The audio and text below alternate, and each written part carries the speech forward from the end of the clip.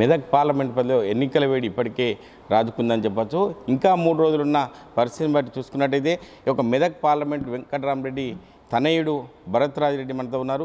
Sir చెప్పండి, ఎన్నికల ప్రచారం ఎట్లా నడుస్తుంది, ఎట్లా ఉంది, ప్రజల్లో స్పందన ఎట్లా ఉందని చెప్పొచ్చు? చాలా బాగుందండి స్పందన ప్రజల నుంచి.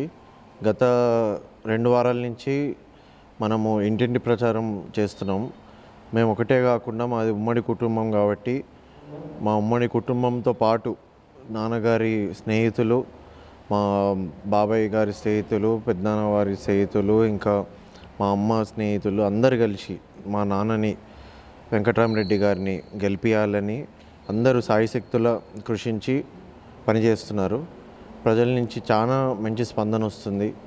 కాంగ్రెస్ పార్టీ ఇచ్చిన 6 గ్యారెంటీల్లో మన ఫ్రీ బస్సు గ్యారెంటీ తప్పితే మిగతా ఒక్క గ్యారెంటీ కూడా వారు నెరవేర్చకుండా ప్రజల్ని మొత్తం మభ్యపెట్టేసి ఓట్లు వేయించుకొని ఇప్పుడు ప్రజల్ని మళ్ళీ ఓటు అడగడానికి వస్తే వాళ్ళకి చాలా బ్యాడ్గా మన స్పందన వస్తుంది. అదే సేమ్ ఏ ఊరికి వెళ్ళినా కానీ ఏ జిల్లాకి వెళ్ళినా కానీ మన వెంకటరామరెడ్డి గారిని గెలిపించాలి, కేసీఆర్ గారిని గెలిపించాలని మన స్పందన వస్తున్నట్టు తెలుస్తుందండి. అంటే రాజ్ పుష్పకు సంబంధించి చూసుకున్నట్టయితే మీరు కీలకంగా ఉన్నారని చెప్పచ్చు. రాబోయే రోజుల్లో పీవీఆర్ ట్రస్ట్ ద్వారా ఖచ్చితంగా 100 కోట్లతో ఈ యొక్క మెదక్ పార్లమెంట్ పరిధిలో ఉన్నటువంటి 7 నియోజకవర్గాల్లో సామాజిక సేవా కార్యక్రమాలు చేస్తూ అంటున్నారు. ఆ విషయంలో మీరు ఏం చెప్తారు సార్ ప్రజలకి?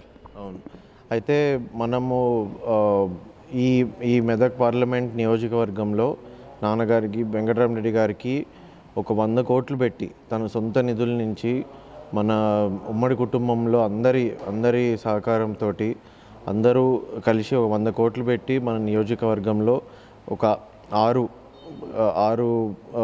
మన సంక్షేమ పథకాలని అమలు చేయడానికి ట్రస్ట్ భాగంగా చేయాలని అనుకుంటున్నాము. దాంట్లో ఒకటే రూపాయికి అద్దెకి మన ఫంక్షన్ హాల్ నిర్మూలించి 1 రూపాయి అద్దెకి ఎవరికన్నా పెళ్ళిళ్ళు చేసుకోవాలన్నా కానీ శుభకార్యాలు చేసుకోవాలన్నా పేద ప్రజలకి అందుబాటులో ఉండేలాగా మేము ఆ ఫంక్షన్ హాల్ నిర్మూలించడం జరుగుతుంది.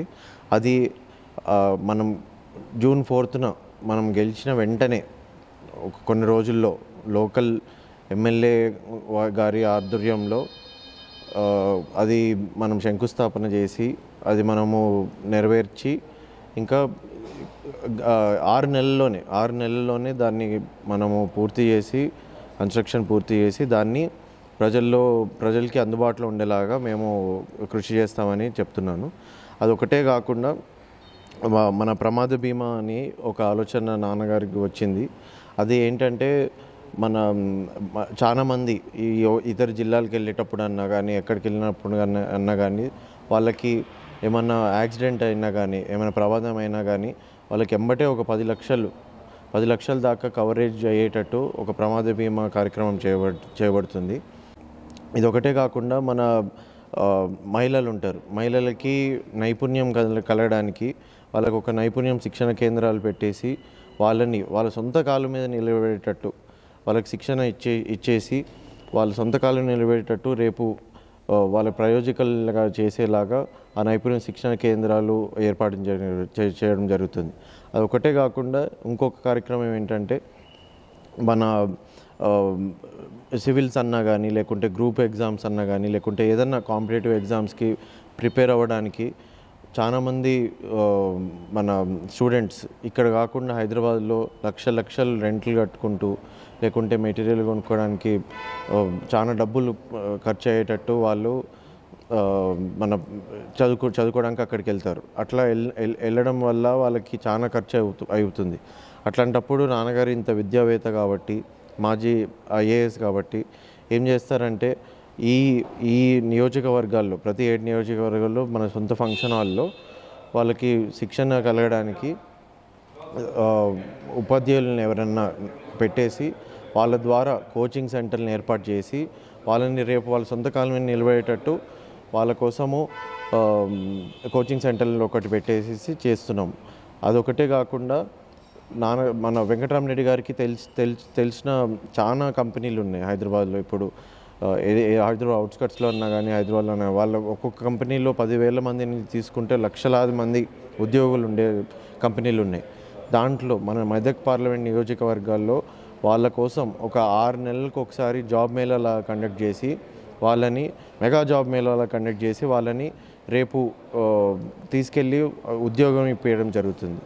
సో ఇవన్నీ కార్యక్రమాలు ప్రజల్లో ముందు తీసుకెళ్తున్న కార్యక్రమంలో ఈ గ్యారంటీలు మనం చేస్తున్నామని ప్రజల్లో చెప్తే వాళ్ళ నుంచి చాలా మంచి స్పందన వస్తుంది.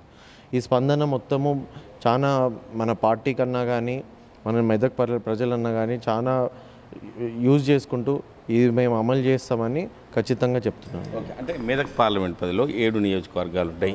అంటే 7 నియోజకవర్గాల్లో పరిధి ఎక్కువ ఉంటుంది కాబట్టి రాబోయే రోజుల్లో భరత్ రాజిరెడ్డి ఒక రాజ్ పుష్పాకే పరిమితం అవుతారా, లేక ఒక రాజకీయ అరంగేటం చేసే అవకాశం ఉందా? ఇది చాలా టూ ఎర్లీ టు సే అండి. ఎందుకంటే ఇప్పుడు నాన్న మాజీ ఐఏఎస్ లాగా ఉండి మన కేసీఆర్ గారు ఎమ్మెల్సీ తనను చేసి ఇప్పుడు ఎంపీ అభ్యర్థిగా నిలబెట్టడం జరిగింది. సో తన ప్రస్తావన ఇప్పుడే మొదలైంది కాబట్టి ఇంకా మేము ప్రస్తుతానికైతే రాజపుష్పకి అంకితమై ఉంటాము.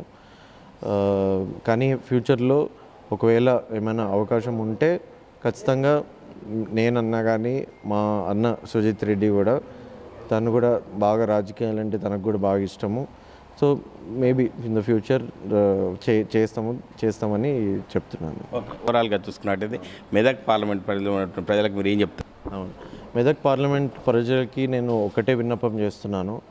మీరు ఒక 3 అభ్యర్థులని వాళ్ళ గుణగణాలని మీరు పరిశీలించి మీ ఊర్లలో కానీ మీ కుటుంబ సభ్యులతో అన్న కానీ ఒకసారి చర్చ పెట్టుకోండి. మనం చూసుకున్నట్టయితే బీజేపీ నుంచి ఒక అభ్యర్థి ఉన్నారు. తను మొన్న దుబ్బాకలో 100 హామీలు ఇచ్చేసి ప్రజలందరినీ మబ్బపెట్టేసి బై ఎలక్షన్లో గెలిచినాక దాని తర్వాత ఈ 2023 ఎలక్షన్లో ఇష్టమున్నట్టు హామీలు ఇచ్చేసి ఇప్పుడు 54,000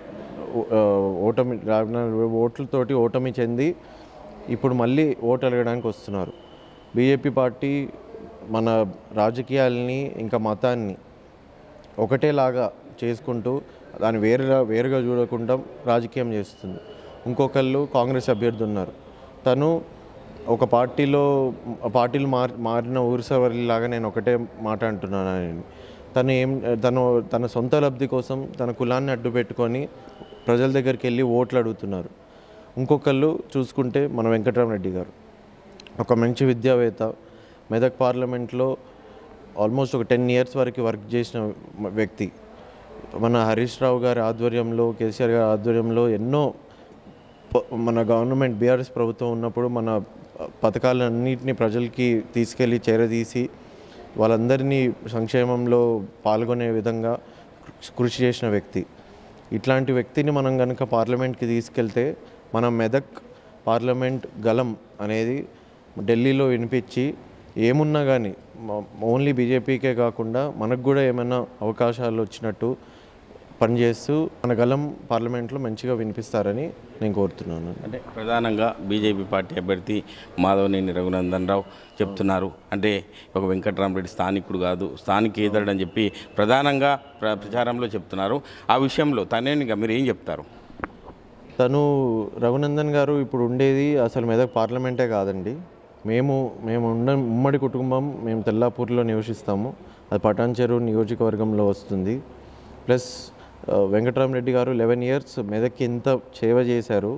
ఒకసారి రఘునందన్ గారు తనకే క్వశ్చన్ చేసుకోవాలి. తను ఏం చేశారు, దుబ్బాకాకి ఏమి హామీలు ఇచ్చారని తనకి క్వశ్చన్ చేసుకుంటే తనకే ఆన్సర్ దొరుకుతుందని నేను చెప్తున్నాను. Thank you.